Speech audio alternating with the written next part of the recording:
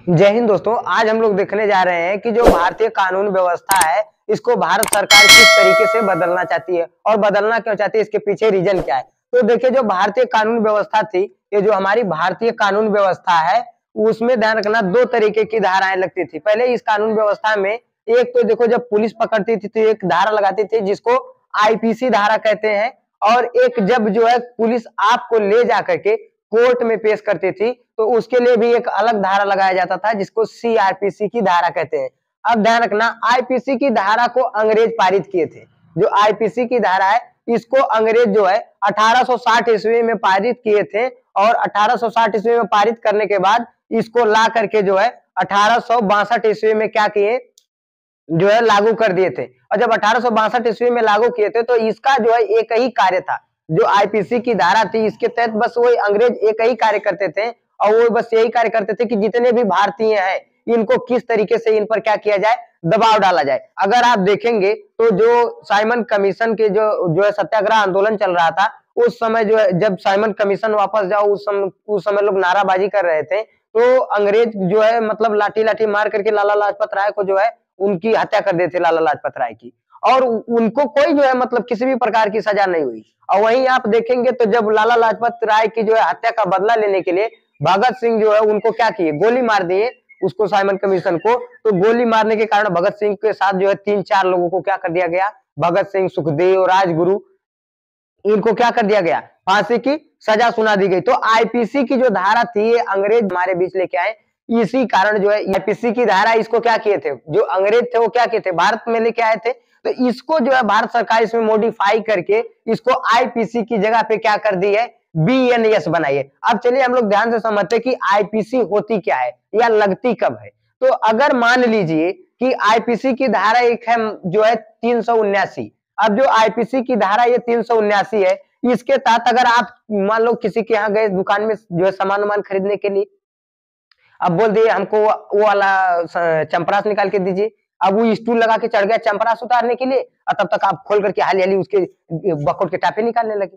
और वो आपको देख लिया, और देखेगा तो फोन कर दिया पुलिस के पास, तो पुलिस आएगी आपको पकड़ेगी, तो पकड़ के ले जाएगी। तो जो आपके खिलाफ केस दर्ज करेगी उसमें लिखेगी कि फला व्यक्ति फला के दुकान से चोरी करते हुए क्या किया गया है, पकड़ा गया है, इसलिए इसके ऊपर आईपीसी की धारा क्या लगती है, 379।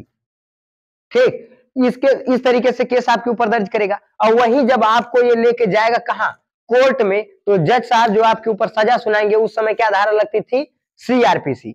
अगर आप ध्यान दें तो उसी तरीके से एक और धारा मान लीजिए है 323। 323 में क्या है, आपको कोई दोस्त है, आप उसको कहे भाई आज तुमको बड़ा मारने का मन कर रहा है। अब वो कहेगा मन कर रहा है मार लो, और उठा के ईंटा मार, उसका कपड़ा ही फूट गया। अब उसका कपार फोड़ दिया तो वो क्या करेगा, केस कर दिया है आपके ऊपर। तो जब वो आपके ऊपर केस करेगा तो उस समय जो आपके ऊपर धारा लगेगी वो धारा का नाम होगा 323। तो आईपीसी की धारा 323 के तहत आप अगर किसी को उसी के मर्जी के अनुसार अगर आप मार दिए तो आपके ऊपर कौन सी धारा लगेगी, 323। अब पुलिस जब आपको पकड़ेगी तो कौन सी धारा लगाएगी, आईपीसी की धारा। और वहीं जब जज साहब आपको सजा सुनाएंगे कोर्ट में तो कौन सी धारा लगा देंगे, सीआरपीसी।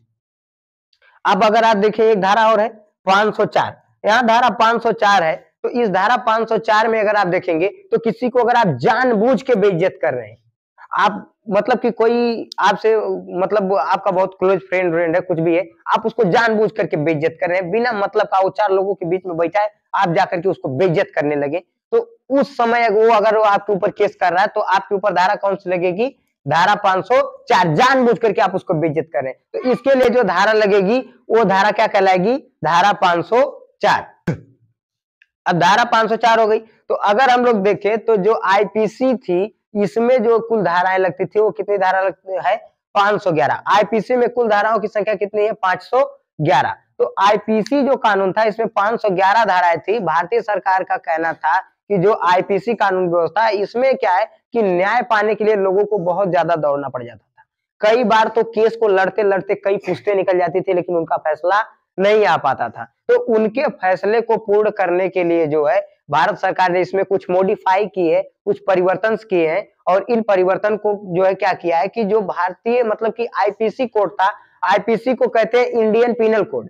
जो आईपीसी की धारा होती थी इसको क्या कहा जाता था, इंडियन पीनल कोड, हिंदी में बोले हम लोग तो इसको कहा जाता था भारतीय दंड संहिता।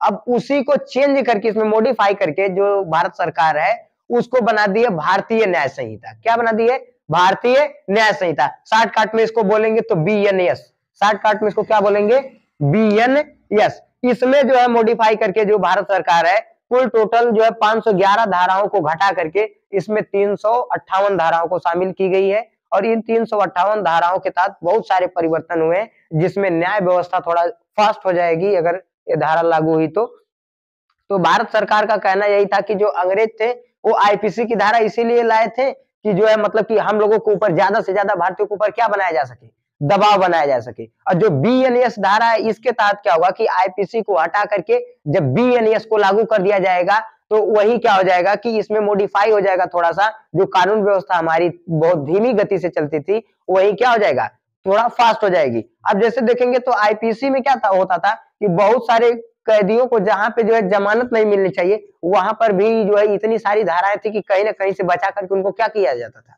जमानत मिल जाती थी। और वही अगर आप BNS में देखेंगे तो जो कुछ चीजें ऐसी उनको मॉडिफाई करके थोड़ा चेंज कर दिया गया है जिसकी वजह से उनको जमानत मिलने का थोड़ा चांस कम हो गया है।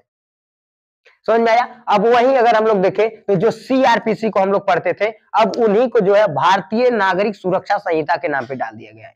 जो CRPC की धारा होती थी उसको जो है भारतीय नागरिक सुरक्षा संहिता की धारा के नाम पे क्या कर दिया गया है, बदल दिया गया है। तो भारत सरकार इसको मॉडिफाई की है कि ताकि जो न्याय प्रक्रिया हमारे भारत देश में बहुत धीमी है वो न्याय प्रक्रिया थोड़ा क्या हो सके, फास्ट हो सके। आशा करते हैं आप लोगों को ये जानकारी समझ में आएगी। मिलेंगे नेक्स्ट वीडियो में, तब तक के लिए जय हिंद।